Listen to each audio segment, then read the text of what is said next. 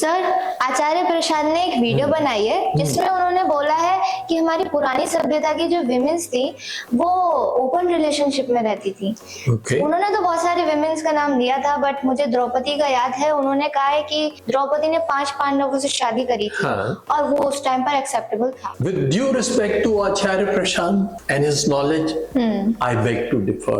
And why do I beg to differ? That I'll have to explain it to you. Yes. पहली बात तो ये कि महाभारत जो है वो एक कहानी है। हाँ। और वो एलिगोरिकल कहानी है। उसके पात्र कुछ और भी हो सकते हैं और वो हमने भगवत गीता में डाइसेक्ट करे थे। राइट? तुम्हें याद है ना? Yes, sir. तो सबसे पहले मुझे ये जवाब दो, 5 पांडव कौन थे? सर, 5 पांडव 5 एलिमेंट्स हैं जो पृथ्वी, अग्नि, जल, वायु, आकाश को रिप्रेजेंट करते हैं। और उसकी तस्वीर हम ये यहाँ दिखा रहे हैं। ठीक है ना? तो इन 5 एलिमेंट्स को कौन स्पिरिचुअलाइज करता है? Very good question. इनको स्पिरिचुअलाइज करती है द्रौपदी। हाँ। द्रौपदी कुला कुंडलिनी है। बिल्कुल करेक्ट। अब तुम ये बताओ, ये द्रौपदी कहाँ से पैदा हुई? वो हुई थी हवन कुंड की अग्नि से। हवन कुंड की अग्नि से। वो अग्नि है, वो एनर्जी है। और जो एनर्जी है उसका नाम क्या है? द्रौपदी। अब तुम द्रौपदी शब्द को संधि विच्छेद बताओ। द्रौपदी शब्द को अगर हम डाइसेक्ट करेंगे तो ध्रुव का मतलब होता है तेज।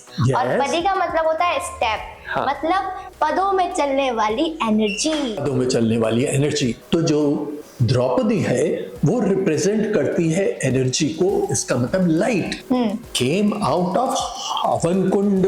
यस। ठीक है ना? अब जो तुम्हें बात शायद नहीं मालूम वो हम बता रहे हैं। जो लाइट है वो तो फास्टेस्ट चलती है, तेज में चलती है ना। और पदों में चलती है। कैसे पदों में चलती है? इलेक्ट्रिक फील्ड बनता है। Electric field magnetic field create करता है। मैग्नेटिक फील्ड इलेक्ट्रिक फील्ड करता है। Electric field magnetic field. ये तो चलता ही रहता है। ये चलता रहता है, लेकिन वो पदों में चलती है। तो द्रौपदी जो है वो जो 5 एलिमेंट्स हैं वो जब चलती है तो उन्हें स्पिरिचुअलाइज करती है, एनर्जाइज करती है। तो समझने की बात यह है कि द्रौपदी जो है एक लोन एग्जाम्पल है। इन हजारों साल में आज तक किसी भी स्त्री ने ना तो एंशिएंट टाइम ना मॉडर्न टाइम ये कहा कि मैं तो द्रौपदी का अनुसरण करूंगी। नहीं, किसी ने 5 लड़कों से शादी नहीं करी है। ना तो सोचा है, नहीं सोचा है। हमारी सोसाइटी ने, चाहे वो एंशिएंट टाइम से अभी तक क्यों ना हो, हमारे यहाँ क्या है? पुराण है, वेद है, हर चीज में सिंबोलिज्म है। ये सिंबोलिज्म है। ये मैं बात आचार्य प्रशांत की बिल्कुल मानता हूं कि हमारी सोसाइटी जो थी वो बहुत ओपन थी। ओपन थी का मतलब ये है आज की तरह हम लड़कियों के अधिकारों का हनन नहीं करते हैं। पहले हमेशा स्वयंवर था, स्त्री को चॉइस थी। अब चाहे वो देखिए कि शांतनु है वो गंगा से मिलते हैं, शांतनु है सत्यवती से मिलते हैं, मगर ये नहीं कहते कि मैं महाराज या मैं सम्राट हूं और मुझसे शादी करो, जबरदस्ती कर। नहीं, कोई भी स्त्री को चाहे वो सम्राट ही क्यों ना हो वो छू भी नहीं सकता था। उसकी बिना मर्जी के। बिना मर्जी नहीं, बिना शादी करे हुए।